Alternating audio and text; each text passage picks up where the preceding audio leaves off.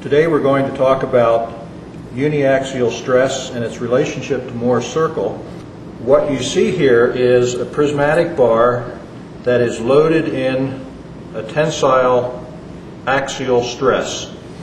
And in the figure down here, we're going to look at the stress distribution over the normal plane to the axis and the stress distribution over a plane inclined at an angle phi to that normal plane, which means that we're going to separate this prismatic bar and look at its equilibrium condition when we've separated it into two pieces.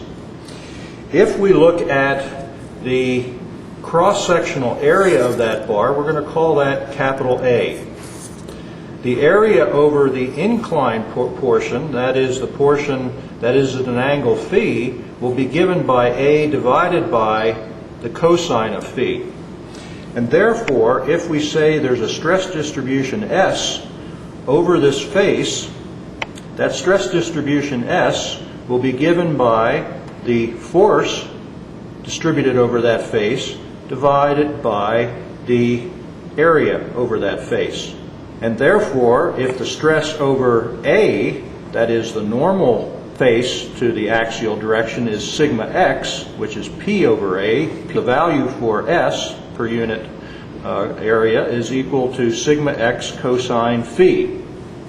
Now, if we look at our prismatic bar, we can say that that equivalent S, which is in this direction, has two components: a normal component given by this direction and a shear component in the direction of the face.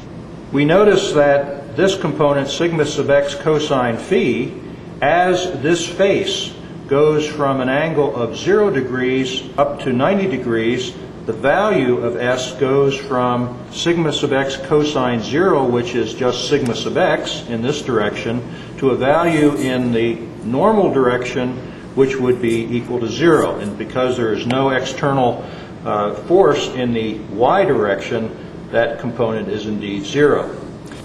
The normal stress, that is this stress, it will be S cosine phi, but we just found earlier that S is equal to sigma sub x cosine phi, so this component, sigma sub n, is sigma sub x cosine squared phi. And likewise, the shear stress tau will be S sine phi, that is this term sine phi, and its value will be sigma sub x cosine phi sine phi, and using the double angle formula, that becomes sigma sub x over 2 sine 2 phi. Now this 2 phi is going to be important later on when we look at Mohr's circle. If we evaluate the shear stress as we vary the angle from 0, that is axially, up to 90 degrees, we find that there is a maximum value for the shear stress, and it occurs at an angle of pi over 4. That is, where phi is pi over 4, the sine of pi over 2 is equal to 1, and therefore our maximum value is 45 degrees to the maximum value of the axial stress. Now, if we look at an element that we've removed from this prismatic bar, we can show that this element, when we look at normal stresses and shear stresses, will be exposed to two different mechanical effects: extension in this direction and sliding or shearing in this direction. And both of those components will be important when we consider the failure of different types of materials. Now, a convenient way to represent the relationship between the normal stress and the shear stress at an arbitrary angle in a material is via something called Mohr's circle. And what we're going to talk about here is the origin of Mohr's circle and what we can interpret from it. First of all, if we plot on the abscissa the normal stress, and if we plot on the ordinate the shear stress at some arbitrary point in a material, that will be some point on this plane. If we consider the equations that we've just derived for the normal stress and shear stress, we're going to find that as we vary that angle phi, the locus of the normal stress and the shear stress will trace out a semicircle here.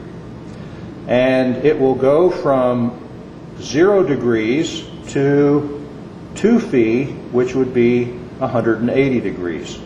As we rotate fully to 180 degrees, we trace out a complete circle. Also, this circle indicates where the principal stress is, the principal normal stress, sigma sub x in this case, and the principal shear stress, which remember is half of the principal normal stress. Again, both of those are important to know in terms of failures of material. To prove that this in fact is the equation of a circle, remember the equation of a circle that has been offset by its radius from the ordinate in the abscissa is x minus a squared plus y squared equals the radius squared.